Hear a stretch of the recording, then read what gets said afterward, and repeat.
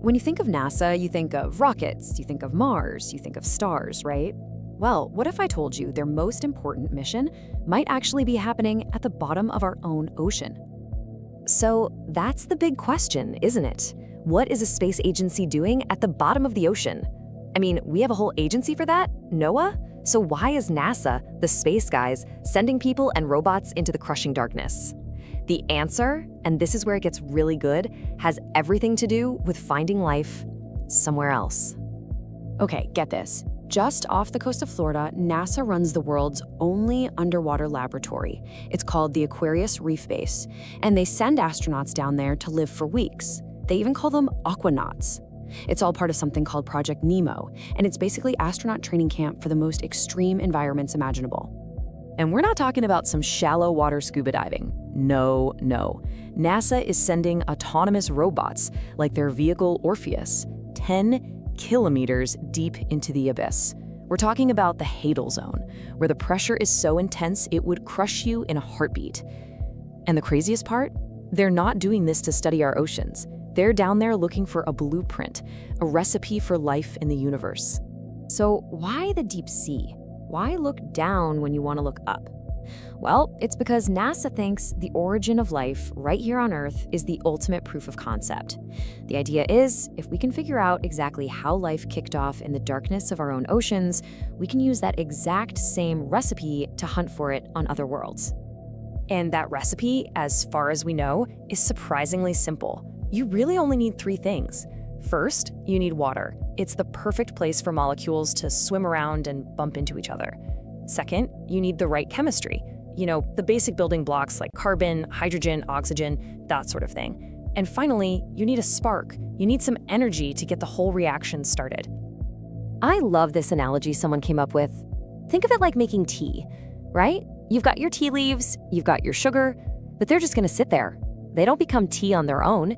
You need water to mix it all up, and you need heat to get it all brewing. While life, at its most basic level, is kind of the same. You need the stuff, you need the liquid, and you need the energy. But here's the kicker, and this is what most people get wrong. That energy source wasn't the sun. Nope. The first life on Earth didn't start in some sunny, shallow pond. It started in absolute, total darkness. The energy came from deep within the Earth itself, from something called hydrothermal vents. These are basically underwater volcanoes just blasting out super hot, mineral-rich water, the perfect energy source to cook up life. Okay, so let's recap the recipe. Water, chemistry, and energy that isn't the sun. So the billion-dollar question is, where else in our solar system could we find that exact setup? Well, NASA has a prime suspect, a place they are laser-focused on, and it's one of Jupiter's moons, Europa. And when you put them side by side, it's just stunning. Europa is an almost perfect match for early Earth. It's got a huge saltwater ocean hiding under its icy surface, an ocean that might have twice as much water as all of Earth's oceans combined. It's got the right chemical soup, and this is the crucial part, it's got energy. Jupiter's massive gravity is constantly squeezing and stretching Europa, which heats up its core. And that almost certainly means hydrothermal vents, just like ours. So the evidence is pointing in one direction, but to know for sure, we have to actually go there. And that brings us to one of the most insane missions NASA has ever dreamed up, the Europa Clipper. And just getting there is, well, it's a journey of almost unbelievable complexity. Let me put this in perspective for you. Europa is 1,600 times farther away than our own moon. 1,600. You can't just point a rocket and shoot. It's impossible. So to get there, NASA has to play a game of, well, cosmic pinball. So the Europa Clipper is set to launch in October 2024, and here's the crazy path it's going to take. First, it shoots out past Mars. It uses Mars's gravity to whip it around and sling it back towards us. Then it flies by Earth using our gravity for one last massive speed boost that flings it all the way out to Jupiter. It's a 7-year trip, and the math involved, it's just staggering to think about. But listen, the Clipper is just the scout. It's phase 1. All it's going to do is study Europa from orbit. The next mission, the follow-up, That's where things go from science to straight-up science fiction. We're talking about actually getting into that alien ocean to look for life. There's just one tiny problem. A massive, enormous problem.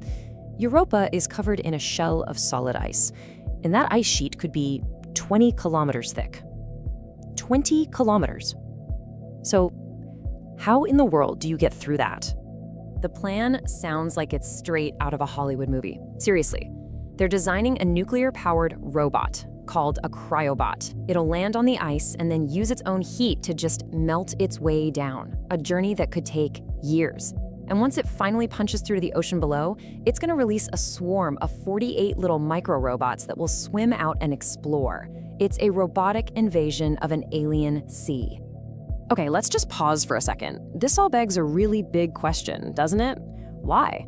Why spend billions of dollars and decades of human effort on a mission that might find absolutely nothing? Well, the answer gets to the very heart of who we are. And we have to be honest with ourselves here. This whole idea could be completely wrong. Maybe alien life isn't based on water. Maybe it doesn't follow our rules at all. But that's not the point. This kind of mission isn't driven by being certain, it's driven by being curious. It's about asking the biggest, most profound questions we can possibly think of.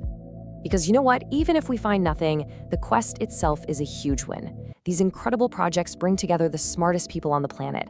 They push our technology to the absolute limit. And so much of that tech ends up benefiting all of us, right here on Earth. It's these massive, audacious, curiosity-driven projects that give us a sense of purpose, that really push all of humanity forward. So, as we watch and wait for that little spacecraft to make its 7-year journey, it really leaves us with the ultimate cliffhanger. For thousands of years, we've looked up at the stars and asked, are we alone? But what happens the day after we finally get an answer? And that answer is no. What changes for us then? Something to think about.